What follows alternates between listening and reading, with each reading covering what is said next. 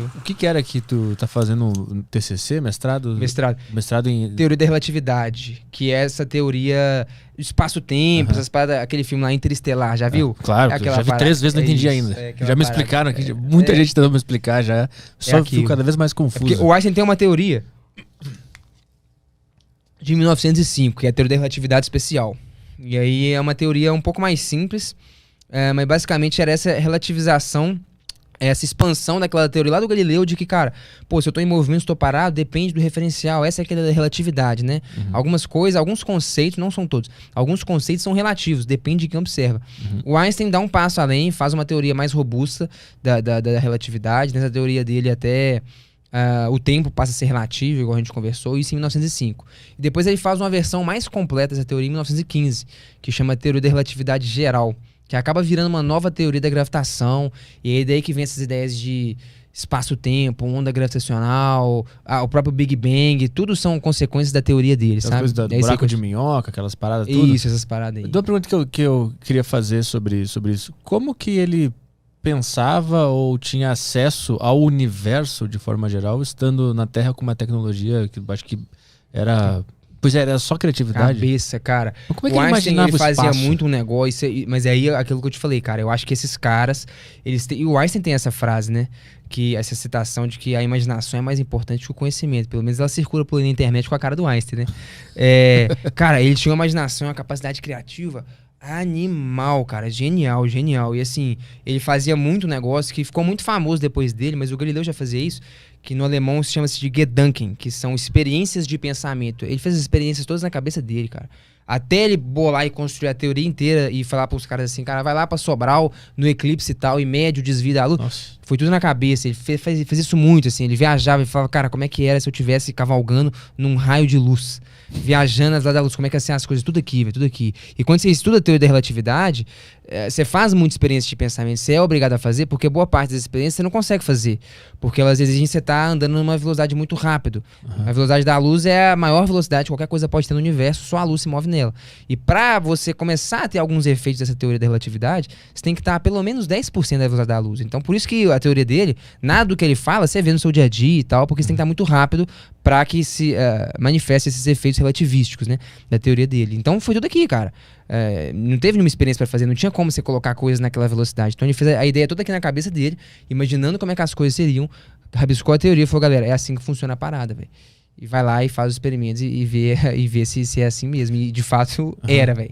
Assim, eu consigo entender ele fazendo essas imaginações com coisas da Terra, que estão aqui, sobre as leis dessa Terra aqui. Agora, como é que ele pensava em coisas lá no além? Não, mas acho que tem muita coisa que na verdade ele não pensou. Foi consequência da teoria sem ele ter pensado. Tipo, ele pensou em muita coisa, criou uma teoria. Mas, por exemplo, um dos desdobramentos da teoria do Einstein era a ideia de ondas gravitacionais, que era um negócio que ninguém sabia que existia e tal. Só que isso veio depois dele, da galera, tipo assim, estudando as equações, estudando a teoria do cara e vendo o que sai dali, né? Tipo assim, tipo um jogo de xadrez, velho. Joguei na sua mão aqui o jogo, as regras são essas. Fica 5, 10, 20 anos ali. Você vai criar jogadas complexas, você vai entender coisas novas do jogo e tal. Mesmo o jogo sendo simples e estando com as regras colocadas. Então a galera vai estudando a teoria do cara, velho. E de repente um cara tira um pedaço ali e fala, que doido, olha aqui. Essa teoria, ela prevê essa ideia. Tipo, o negócio do Big Bang não foi nem o Einstein que fez. Saiu da teoria dele, mas quem fez a conta foi um outro cara, que estudou mais a fundo a teoria. O negócio da onda gravitacional, nem sei quem foi que fez a conta, mas também foi depois. Estudando a teoria do cara, a gente falou, cara, pera, essa teoria prevê ondas gravitacionais. E bem depois que o Einstein morreu, é que se detectaram ondas gravitacionais. Buracos negros também. É uma previsão da teoria do cara, mas que ele nem sabia o que era, o que é um buraco negro e tal. Depois de estudando a teoria, vendo a equação, cria-se a ideia, né? Sai da matemática lá, as ideias do buraco negro e tal. E, enfim, depois de vários anos, a galera começa a fazer experimentos de detectar buracos negros em outras galáxias. Então, assim, tem muita coisa que ele não pensou e tem muita coisa que saiu da teoria dele que ele nem sabe, que ele morreu sem saber. Foram consequências da teoria que depois de anos de caras estudando, né, vai se descobrindo as coisas e novos desdobramentos que quando o cara criou, ele nem sabia que existia, saca? Qual foi o que ele mudou de entendimento da vida, assim? Quando ele criou essa grande teoria que deu origem a várias outras teorias. Como é que o ser humano via o mundo até ele chegar e dar essa teoria pra gente? E aí tipo, passou a ver de outra forma. O que é isso? Qual ser humano? Depende. Acho que o ser humano médio, de forma geral, não mudou nada na vida dele. É tipo assim, né? Um cara, pô... Mas assim, pra física, né? Pra física, a mudança foi basicamente o seguinte. Primeiro, cara, era uma teoria de que... Vamos lá. o Newton falava muito de força, né? Cara, então o Sol, ele é atraído pela Terra, a Terra é atraída pelo Sol por meio de uma força gravitacional. O Einstein fala, cara, não existe força. Existe um negócio que chama espaço-tempo. Ele já mistura o espaço com o tempo, que é um negócio já meio abstrato de se fazer, né? O tempo é uma coisa, o espaço é outra. Ele fala, não, cara, é uma coisa só, é um tecido, e a gravidade, na verdade, é só um efeito de deformações desse tecido, do espaço-tempo. E como as coisas estão misturadas, né, do espaço e do tempo, a forma como você se move no espaço, ela afeta a forma como você se move no tempo, porque é um tecido só. E daí vem as ideias de que, cara, o tempo é relativo, porque se você se move rápido demais no espaço, você acaba se movendo devagar no tempo. Porque meio que existe uma velocidade com que todo mundo tem que se mover, que é o teto. O teto é a velocidade da luz. Nada se move mais rápido que isso. Então você começa a se mover cada vez mais rápido no espaço, o tempo tem que passar cada vez mais devagar para você. Porque a ideia é que sua velocidade total é o que ela mede o quão rápido você se move no espaço e o quão rápido você avança no tempo. E essas duas coisas estão amarradas. E aí ele fala, pô, por isso que quando a gente se move rápido demais no espaço, você se move pouco no tempo. Então, tipo assim, pra luz, quanto mais próximo da velocidade da luz você tá, cara, menos tempo passa. Nossa. Que é a ideia lá do paradoxo dos gêmeos. E aí, só que isso aí vira uma teoria nova da gravitação. Aí, como ele entende melhor como é que funciona o espaço fora da Terra, tem esse espaço-tempo maluco e tal, você consegue fazer, por exemplo, uma aplicação importante é do GPS e tal, de que, pô, agora que você entende que o tempo muda quando as ondas estão viajando e tal, você consegue fazer cálculos mais precisos para corrigir rotas e tal. E aí, daí, várias coisas vão sendo descobertas em que eu acho que boa parte delas está um pouco distante da gente ainda. Tem um buraco negro que a galera conseguiu registrar uma foto há uns anos atrás. Ondas gravitacionais detectaram há pouco tempo. Mas eu acho que ainda vão vir, cara, muitos desdobramentos dessa teoria. Porque ele tá... ela acaba fazendo predições de coisas que às vezes a gente nem tá muito apto a medir e tal, sabe?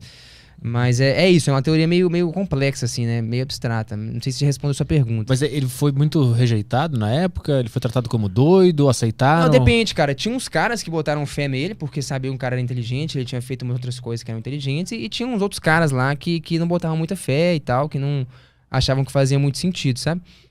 Mas o experimento mostra a verdade da parada, né? Tipo assim, uma das previsões da teoria dele, né, era que nesse espaço-tempo maluco que se deformava lá devido à presença do Sol, a luz ia fazer uma curva por conta da deformação do espaço-tempo lá. E essa foi uma das primeiras previsões que deu muita credibilidade para a teoria dele, porque o Diego foi, meteu o telescópio lá num dia que deu um eclipse e conseguiu enxergar uma estrela que estava atrás do Sol. Então, como é que você enxerga? Então é porque a luz fez curva e tal. Então, não é assim, quando você começa a fazer experiência e as experiências não provam que sua teoria está verdadeira, igual a gente conversou, mas fazem com que sua teoria sobreviva a esses testes de falsificação, a galera começa a dar credibilidade. E o mais louco é que a teoria dele previa muita coisa muito doida. Que nego fala, velho, se der igual o cara falou, velho, bicho, a gente tem que escutar esse cara, né? Entendeu? E explicava algumas coisas também que estavam em aberto, que a teoria do Newton, que era a teoria que se tinha até então na gravitação, não explicava. Tipo, tinha um problema lá que o nome é precessão do periélio de Mercúrio. Mas basicamente o Mercúrio estava numa órbita em que era uma órbita que estava se precessionando, né? Ela ia girando à medida do tempo, né? Tinha um ponto, não era uma órbita fixa.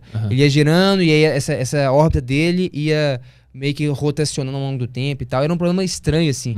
Na teoria do Newton, a órbita era uma só, cara. O cara fica rodando ali e acabou. Não era pra ficar precessionando, não era pra órbita se alterar. E esse era um problema que a teoria do Newton não conseguia explicar. E de cara, da equação do Einstein já sai direitinho o cálculo exato da precessão do periélio de Mercúrio, que era um problema em aberto até então. E ele consegue calcular exatamente como que funciona esse até então problema da órbita de Mercúrio. Ele calcula e mostra exatamente o que a galera já sabia de dado, sai da teoria dele. Então também a galera começa pô, nós temos que escutar esse cara, né, velho? Mas é isso, assim, tinha uma galera que botava fé nele, mas tinha uma galera que não. Como é sempre na vida, né, cara? Qualquer coisa que a gente vai fazer, sempre tem um ou outro que vai botar fé, que vai apoiar, e sempre tem gente que não vai, né? Mas ele não foi perseguido como outras pessoas que descobriram coisas que mudaram a nossa visão sobre a vida, não. Ele foi tranquilo. Acho que foi, foi tranquilo. Eu acho que também ele tava numa época, cara, em que era mais fácil de fazer isso, né? Nós estamos falando de... O Einstein morreu no século XX, né, cara? As teorias dele foram em 1905, 1915. Era uma época que tinha uma abertura maior para as coisas, né? Tipo, na época do Galileu lá, tinha a igreja que era muito forte, né? Inquisição. Aí os caras proibiram o livro dele, condenaram ele, depois ele pediu desculpa e ficou tudo bem. Mas, enfim, na época do Einstein, acho que as coisas eram mais tranquilas, né? Tipo assim, nego não morria por conta de ter ideia diferente, disruptiva, né?